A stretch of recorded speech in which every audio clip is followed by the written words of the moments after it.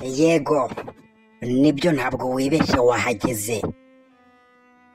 Iyi nkuru ubwo yandikwaga tariki 3 z'ukwezi kwa 9 mu 2024 yavugaga batanu bari ku ruhembe rwa FDLR, umutwe uvuna umuheha ukongezwa undi muri Republic Democratic of Congo.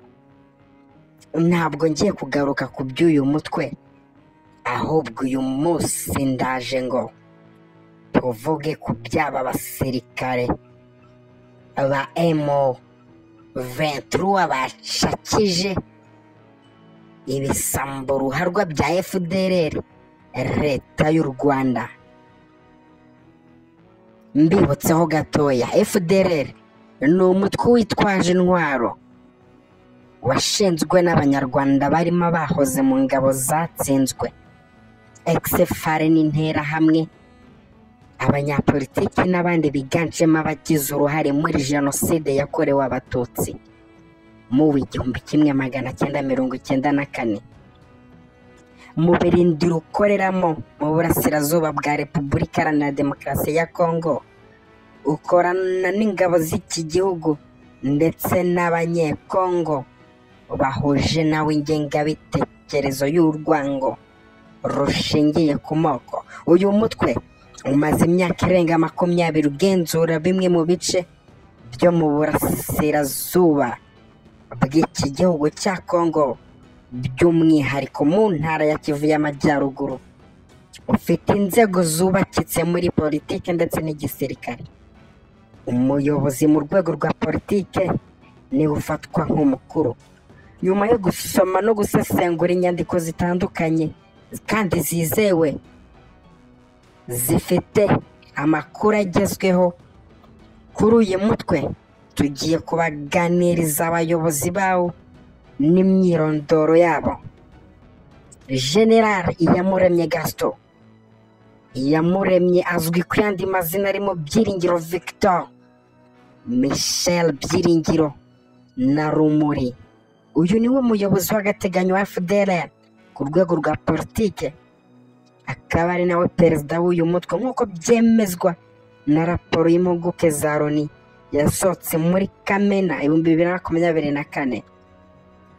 Yavukiye muri segiteri Muko, komine Nyakinama, muri perefegitura ya Ruhengeri mu 1948. Ubu ni mu murenge wa Muko, akarere ka Musanze, aho ni mu ntara y'Amajyaruguru. Iyamuremye yize amashuri yisumbuye muri Collège Saint André i Kigali, ajya mu masomo ya gisirikare mu ishuri rikuru rya gisirikare SM. Yaje kuyobora kampani mu kigo cya gisirikare cya Camp Kigali ubwo jenoside yakorerwaga abatutsi mu 1994. Iyamuremye yari afite ipeti rya majoro muri XFR, n'umwe mu basirikare bahungiye mu nkambi ya Mugunga ubwo jenoside yahagarikwaga, ndetse yabaye komanda wungirije wa brigade ya 5 yari muri diviziyo ya 2 ya XFR. Yahungiye muri aka gace kari mu burengerazuba bwa Goma.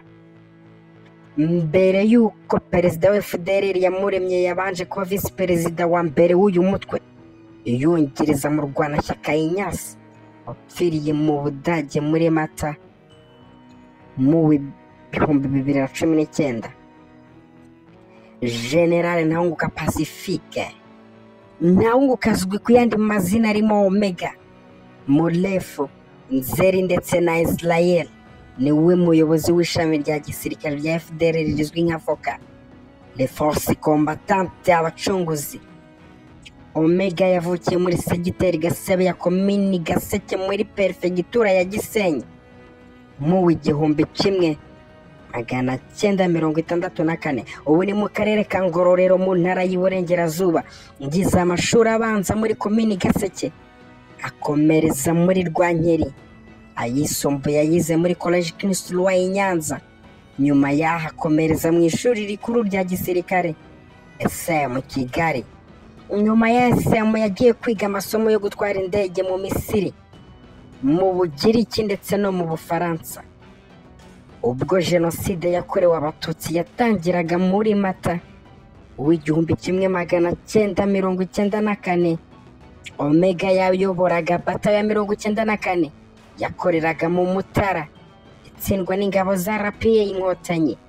Uru rugamba yanarukomeye mu kuguru mbere yo guhungira Kigali. Ariko uyu Ntawanguka Pacifique aka Omega bivugwa katakiri ku isi y'abazima.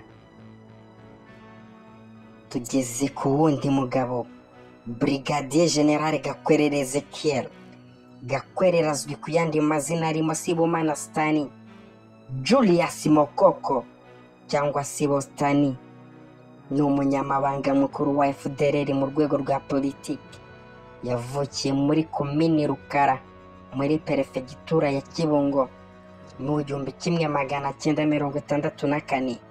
Ubu ni mu karere ka Kayonza mu ntara y'Iburasirazuba. Mu gihe cya jenoside yakorewe abatutsi mu 1994, Gakwerere yari afite ipeti rya Lieutenant, akaba umwe mu basirikare bakoreraga mu ishuri rya baso-officier Butare, aho yizerwaga cyane na Kapiteni Nizeyimana Ildefonse ari umuyobozi wungirije waryo. Bivugwa ko Gakwerere yahawe inshingano yo kuyobora abasirikare bashya bitwaga New Formula, biciye abatutsi benshi kuri za bariyeri n'ahandi hantu muri Butare. Gakwerere ni umwe mu basirikare boherejwe na Kapiteni Nizeyimana mu rugo rw'umwamikazi Rosalie Gicanda tariki ya 20 Mata 1994. Baramwica, anakekwaho uruhare mu rupfu rwa Habyarimana Jean Baptiste wayoboye perefegitura ya Butare. Uyu Gakwerere tumaze kubona yitwa Ezekiel, Brigadier General. Ntabwo akiri mu maboko ye cyangwa amaboko ya FDLR Foka. Ingabo za M23 zamushikirije abo yahekuye, abo yahemukiye. Isi na wenyine ari n'abamurindaga 19. Ibi bibaye kuri uyu munsi tariki ya 2 z'ukwezi kwa gatatu 2025, umunsi Gakwerere Ezekiel atazibagirwa ku giti kiwe. Ese arabiryozwa mama mu mpuzankano ya gisirikare cya FARDC. Gakwerere ni kimwaro cyinshi, amarinete ku maso. Ati navukiye mu cyahoze ari Kingaringari, umugabo usa nk'utuje ariko usa nkoza amateka y'u Rwanda nubwo yaruvuyemo. Ubutabera buramubona. Gakwerere Ezekiel yari umunyabanga mukuru wa FDLR. Amabanga subiyemo amabanga. General Hakizimana Polner uzwi ku yandi mazina arimo Amikwele Piki, Adonia na Poete, ni komiseri ushinzwe igisirikare muri FDLR nk'uko byemezwa n'impuguke za Loni. Yavukiye muri komini Karago muri fegitura ya Gisenyi mu 1964. Ubu ni mu karere ka Nyabihu mu ntara y'Uburengerazuba. Hakizimana yabaye mu buyobozi bw'umutwe witwaje intwaro wa Alliance Robert FDLR, aho yarashinzwe ubutasi. Icyo gihe we n'abagenzi be bari bafite intego, umugambi wo gutera u Rwanda bakambura RPA Inkotanyi ubutegetsi. Kimwe n'abagenzi be bari mu buyobozi bwa FDLR, nawe yafatiwe ibihano n'amahanga ashinjwa kugira uruhare mu gutegura ibikorwa byiciwemo abanyekongo n'ibindi bihungabanya umutekano wo mu burasirazuba bwa RDC muri rusange. General Sebastien Uwimbabazi azwi ku mazina arimo Gilbert Kimenyi, Manzi na Nyembo. Ni umuyobozi ushinzwe ubutasi bwa gisirikare G2 muri FDLR. Yavukiye muri komini Rutsiro muri perefegitura ya Kibuye ahagana muri 68. Ubu ni mu karere ka Rutsiro mu ntara y'uburengerazuba bw'u Rwanda, ubwo jenoside yakorewe abatutsi yabaga muri 94. Uwimbabazi yari umujandarume Rwamagana muri perefegitura ya Kibungo kugeza ubwo ingabo za RP Inkotanyi zayifataga agahungira i Nyanza. Mu gihe Uwimbabazi yagera i Nyanza, abavandimwe babaga mu mutwe wiyitaga Dragons wicaga abatutsi muri komini Nyabisindu no mu bice byari byegeranye muri Gitarama. Uwimbabazi avugwaho kubaha intwaro. Abandi bari mu buyobozi barimo Lieutenant Colonel Twatsinze Donatien Sacramento Mohonge, usanzwe ari umuvugizi wayo ku rwego rwa gisirikare. Lieutenant Placide Alias Kwiyangoma akaba umuvugizi ku rwego rwa politiki. Fidel Sebagenzi we ni umuhuzabikorwa wa FDLR n'imitwe ya Wazalendo. FDLR ifite umutwe w'abarwanyi badasanzwe uzi nka CLAP, Commando de Recherche d'Action et Profondeur. Colonel Gustave Kubwayo Elias Sirikov niwe komando wayo kuva muri Werurwe mu 2024.